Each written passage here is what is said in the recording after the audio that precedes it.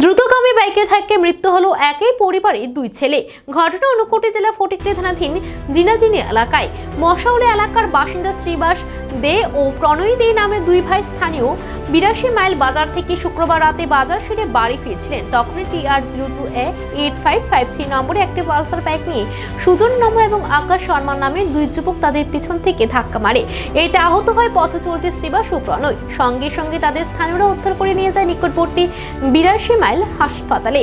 সেখান থেকে তাদের পাঠানো হয় কুলাই হাসপাতালে। পরে কুলাই হাসপাতালের কর্তব্যরত চিকিৎসক প্রণয় দে ও শ্রীবাস দেকে মৃত বলে ঘোষণা করেন। হৃদয় বিদারক এই ঘটনায় এলাকা জুড়ে নেমে এসেছে শোকের ছায়া। দুজন লোক মশারি বাড়ি,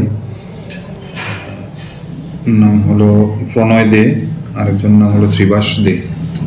তারা দুই ভাই নালকাটা বাজার থেকে বাজার করে, নালকাটা 82 মাইল নালকাটা বাজার থেকে বাজার করে বাড়ি ফিরছিল। তখন একটা বাইক পালসার TR02A 8553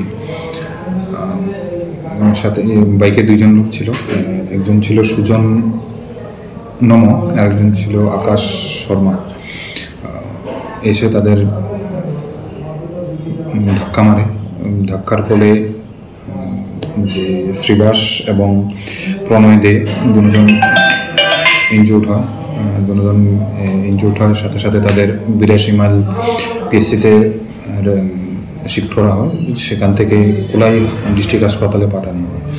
তো কুলাই ডিস্ট্রিক্ট হাসপাতালে নেওয়ার পর যে ডাক্তার ছিলেন, ডাক্তার তাদের মৃত বলে ঘোষণা করে।